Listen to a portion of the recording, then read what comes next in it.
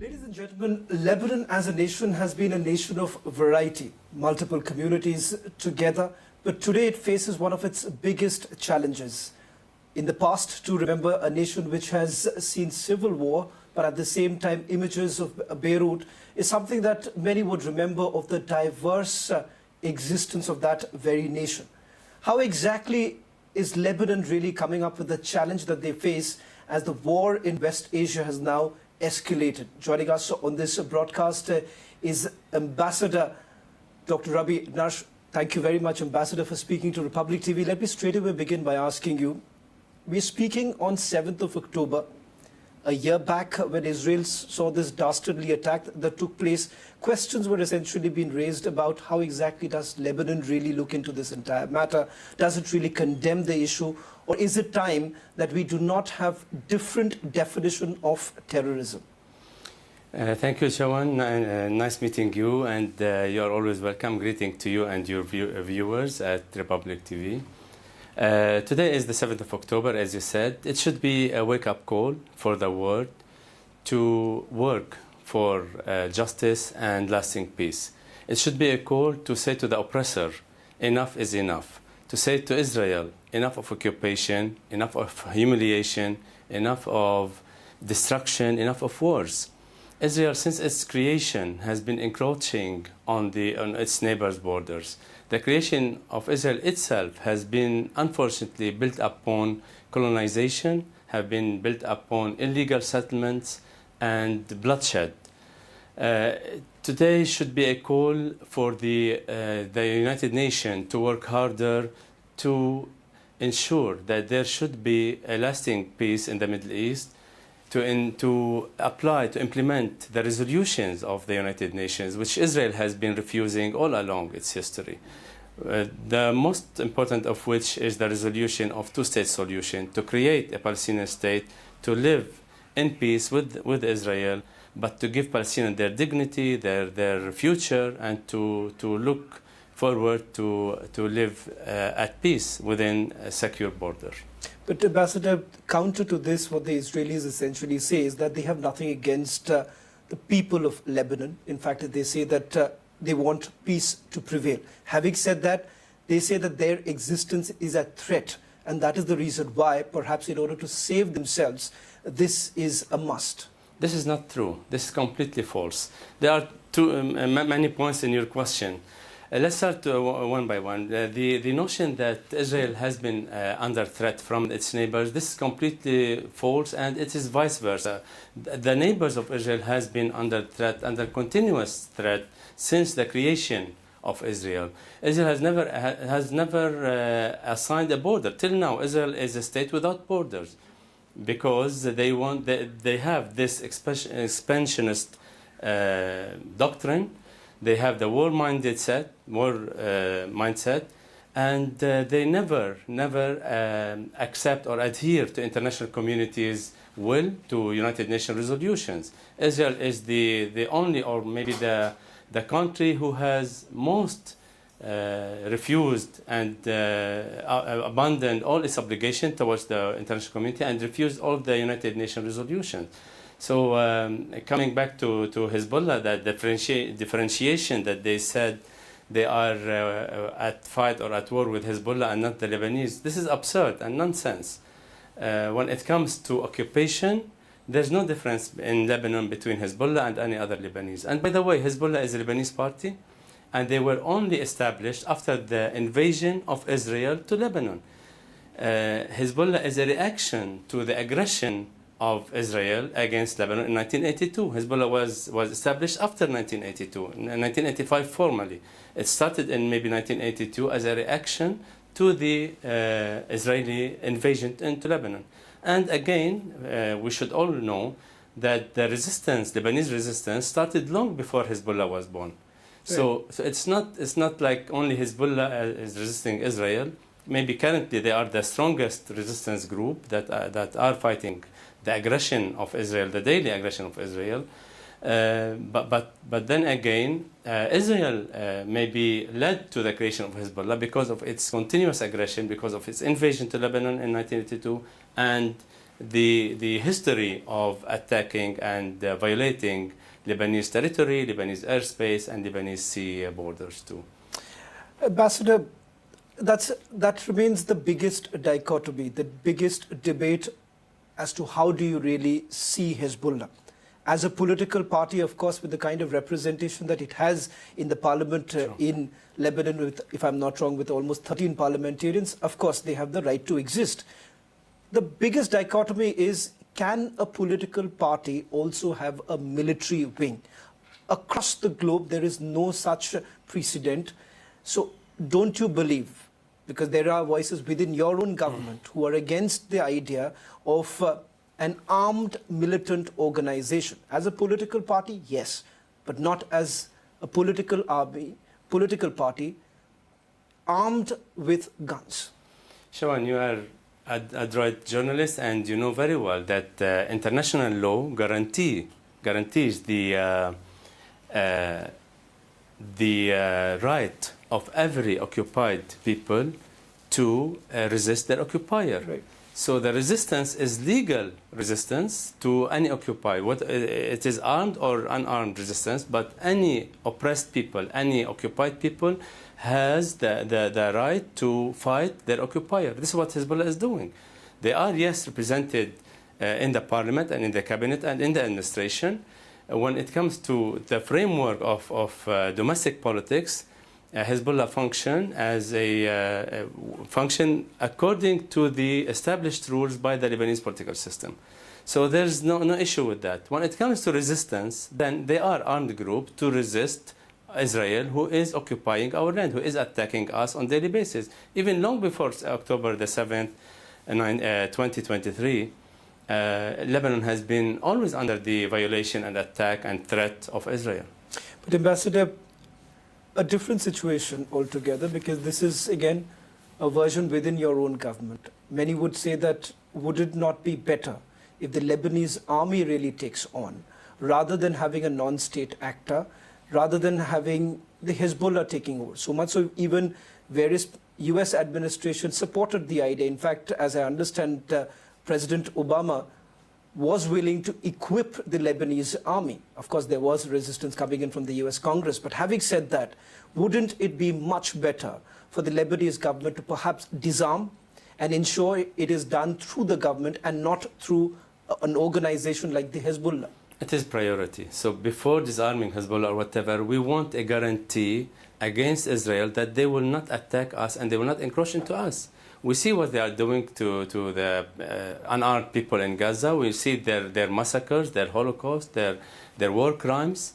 Who can guarantee this will not happen to us? And it's not true that because Hezbollah is there, Israel is attacking Lebanon. No, Israel is attacking Lebanon, like I told you, even before Hezbollah. So yes, it is better, of course, to have a Lebanese army only defending our borders. Right. But we need a guarantee that that Israel will not attack us on a daily basis, and like I said, it is the right of any people to resist Israel. Popular resistance is legal, so it's not only official resistance by the army. When your army cannot, and we know and we admit, it's not secret that Lebanese army cannot face Israel.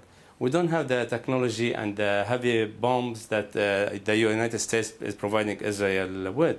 Israel, without the backing of the United States and the West, they are nothing. But what if the guarantees come in? Because in the past, we have seen the US has been perhaps inclined towards equipping the Lebanese army. No, that's not true. That's not true, I'm sorry to say. But the unconditional support by the West, especially the United States, to Israel is wrong. And this has led us to what we are now, what we are seeing now. Not holding Israel accountable for its war crimes, for its genocide, for its history of bloodshed, for its occupation, has led us to what we are experiencing right now, to the devastating wars and chaos in the region. Israel should be stopped. This doctrine, this twisted religious doctrine of chosen people and promised land. We are living in the 21st century. We should go beyond the religious myths and falsehoods like I said, of twisted religious doctrine. But they would also say that that can only be possible till the time you do not question their very existence, because the very fact that you have the Hezbollah in its manifesto talks about the complete annihilation of Israel. As an ambassador, you have also had very strong opinions about Israel. How do you see a mid-ground? And what do they have, their manifesto of the Israeli? Only yesterday we saw Netanyahu, the ICG designated war criminal Netanyahu, holding a map showing Israel without any mention to Jerusalem, to West Bank, or to Gaza. This is again, this has not been seen by the world. Right. Is this not annihilation of the Palestinian, or annihilation of their right to exist? So it's only right to exist to Israel state, plus this notion, right to exist, nothing in the international law, there's no such thing as right to exist. Okay, Israel is there, it's created by a United Nations resolution, and the irony is that it was created by a United Nations resolution, but it's not abiding by any resolution. The entire world, worldwide, there is an acceptance and support to a two-state solution, right? A Palestinian state next to an Israeli state. Only one state in the world that's against this solution and this resolution, which is Israel. And unfortunately, they behave as if they are above all, as all world community and all the international will, above them all. That's why, I mean, the key reason is why we don't see now a Palestinian state, is the dire and the utmost refusal of Israel to any United Nations resolution concerning the Palestinian state.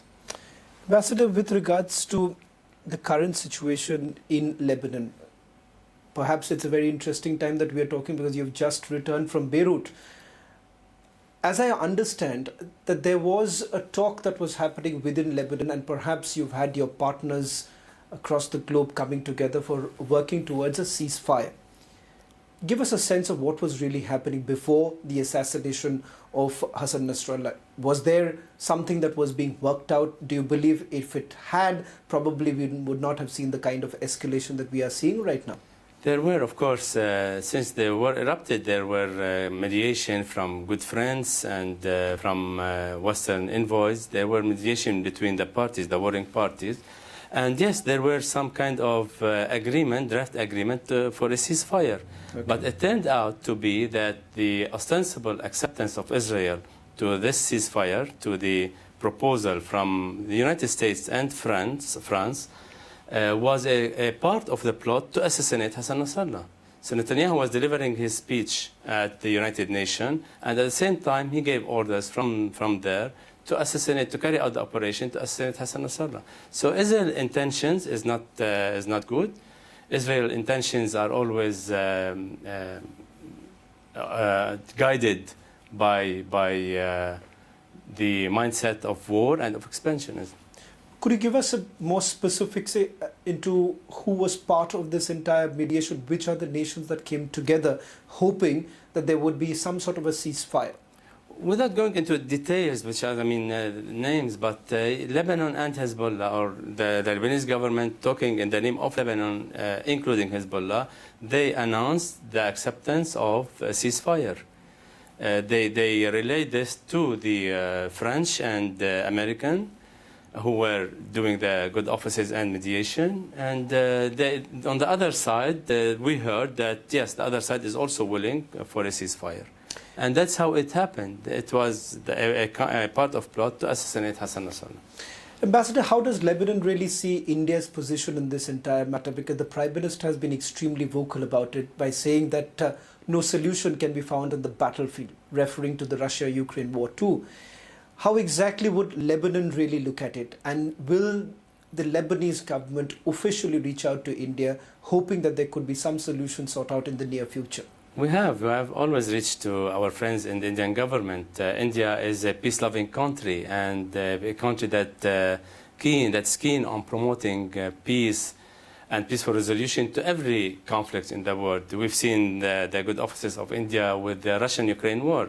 And the same, they are doing their best within the Middle East conflict currently. Yes, we have approached India. We know that they have good relation with Israel, and we have very good relation with them, historic relation with India. Based on this fact, India is a credible negotiator, and we ask them again and again to put pressure on Netanyahu and his racist government to stop this war, to end this madness, and resort to peaceful solutions. What kind of response have you seen from the Indian side? Of course, they are ready, and they have started, like I said, the negotiations and talks. But the thing is that Netanyahu is above everyone and is not heeding to any advice. And we have heard even American officials say that we have no control over Netanyahu.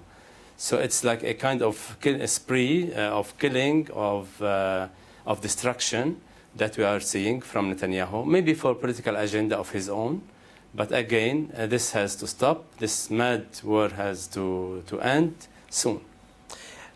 You also referred to the fact that when the ceasefire agreement was being worked upon, the Hezbollah was also on board for it. What are the kind of negotiations that are taking place even with the Hezbollah? Do you believe, does Lebanon essentially believe right now that perhaps it is time to take a step back to ensure that civilian killings do not take place any further? Because I see the kind of displacement that has actually taken place. So is Hezbollah on board right now perhaps to take a step back and ensuring that the people of Lebanon do not suffer any longer? We, as a government, and we speak for Lebanon. Right. We don't speak only for parties. We speak for Lebanon. And since the beginning of the war, since October 8, 2023, we said that Lebanon is not ever interested in war, is not ever interested in seeing this war expanded or spread to the region. So, and since then, we have taken measures by talking. We don't have, like I said, we don't have military powers, but what we have is our friendship and our support in the international community. We have talked to all world powers and to people who have interest and to influence in the region to stop this war and not to get Lebanon involved into this war. And if you've seen, yes, it's not secret. Hezbollah was exchanging fire with Israel, but it was very much wise and very much calculated, if I would say, and calibrated in a way that would not provoke Israel into a war. But it turned out that Israel has been provoking Hezbollah to get involved into a wider scale because they want to do what they are doing now. They want to invade Lebanon. They want a whole destruction, to see a whole destruction in Lebanon. And that's what we are seeing now because of the continuous provocation of Israel onto Lebanon. But do you believe that Iran perhaps has also played the role of adding fuel to the fire? Because the sense that many get at this point in time is that while Lebanon wants some sort of a peace formula to be worked out, Iran does not see it in that interest. The GCC nations too perhaps believe that somewhere down the line, Iran is adding fuel to the fire. I don't speak for the Iranians. Maybe it's better to ask this question to the Iranians. But how does Lebanon see that? Yes, I mean, but if you see, I mean, the facts on the ground, if you see what's happened, if you review the reel of events since the war, you see that Israel has been invoking and provoking Iran. Israel has killed a senior leader of Hamas in Tehran. Israel has killed nuclear scientists in Tehran. Israel has bombed cyber attack on Iran's nuclear reactor. So it's the provoker is well known for everyone to see. So yeah, I don't say that Iran doesn't have their own interest, and it's also again it's not a secret. You are suffering because of that. Iran is looking at their own self-interest. The game of nation is always there, and small countries. But where does Lebanon really perhaps stand at this point in time? Because either one side will have to blink at some stage. True. The game of nation is always there, and maybe small countries, they do suffer, of course. But the root problem of this, we have always shown to get back to the root problem. What's this all about? I mean, the root problem is what? Is the occupation. The main problem is occupation. Israeli occupation should stop. A Palestinian state should exist. Palestinian rights should be given. That's easy. I mean, the solution is there. But the war mindset of Israel, the expansionist policy of Israel is always there. And this is the main problem of it. Once this solved, the region would see peace. For a minute, Ambassador, let's also focus on what next in terms of a peace formula. Do you believe that can be worked out? And what's the most plausible solution at this point in time, without getting into the argument or the rhetoric that many would believe that whether at all it's the right of existence or not? Reality is that Israel is there, Lebanon is going to be there, Iran is going to be there. The region ought to be stabilized at some point in time, or else many other nations would be suffering because of it. How does Lebanon really look at this? Is there any sort of a solution in the near future? Of course there is. Of course there is. And I said it many times during this interview itself. I said the only solution and the only viable solution is a state of Palestine. The two-state solution is the only viable solution in the Middle East that will solve all the problems. Give the Palestinians their state, the right to live in dignity, and the problem is solved. In 2002, 22 years ago, all Arab nations, they met in Beirut, in my capital, and they announced officially and in a statement of Arab Summit, they said we are ready to recognize Israel as a state in the region and have peaceful relationship and diplomatic relationship with Israel in return of establishing a Palestinian state. Since then, 22 years, Israel has been refusing this resolution, and the war is, and the problems persist. It's easy, and I'm not saying this just because I'm on TV. The solution is there, but Israel is not willing to see peace in the region. Maybe because, as many analysts said, that Israel can't live in peace. Israel should be always in a state of war to be there, because it is a colonial state, an occupation state, and a terrorist state. You have a very strong position on this matter, Ambassador, but having said that, today, if you really look at the current statistics in Lebanon too, your country faces a back-breaking inflation, poverty rates are at an all-time high, and the fact that in terms of debt, third largest debt that you're really looking at, can you really afford to participate in this war, even if it is through the Hezbollah? Wouldn't it be an appropriate time for your government to perhaps coax the Hezbollah to give up arms and perhaps find a better way of protecting yourself? I'm repeating myself again and again. We are not interested in war. We did not ask for this war. We did not provoke Israel to come into us. They are the party who are aggressive, who are at the aggressive side. They are invading us. We did not. And Lebanon has always been calling for a peaceful solution. We know, I told you, we know that we don't have this military power to attack Israel. But at the same time, we have the will and the power to defend our land. So yes, coming to your point, and specifically, through your TV, I announced that the government of Lebanon is fully in agreement and fully accept to implement the resolution 1701, which calls for the end of all conflicts. 1701 was the resolution issued in 2006 that ended the war then, the Israeli war on Lebanon in 2006, and we are ready to implement every item of this resolution, and this will be a good beginning to end this war. So that would also be amounting to create a buffer zone? Kind of buffer zone. It's not buffer zone. To deploy the Lebanese army in the south, and all military groups, including Hezbollah, to withdraw to a certain distance, and to at the end of the day, for the Lebanese army to be the only party who is controlling the security of Lebanon. One final question, Ambassador, that I would like to take from you. There's a lot that has been spoken in the last 1 year. A lot emphasis has been given on the fact that we've seen a dastardly attack that has taken place on 7th of October, and there is no condemnation really coming in. What is it, in your opinion, that the world really does not know from the Lebanon perspective on this entire matter? I urge all my Indian friends, the friendly people of India, to just read briefly about the root cause of the problem, and they will know who is on the right side of the history and who is on the wrong side. India is very sensitive to Indian people, to colonization and to occupation, and they know that who want to colonize us, and who is the settler, and who is the armed settler in our region, and who is the people who is defending themselves against the occupation. Prime Minister Narendra Modi said that it's not, adroitly said, this is not the era of war.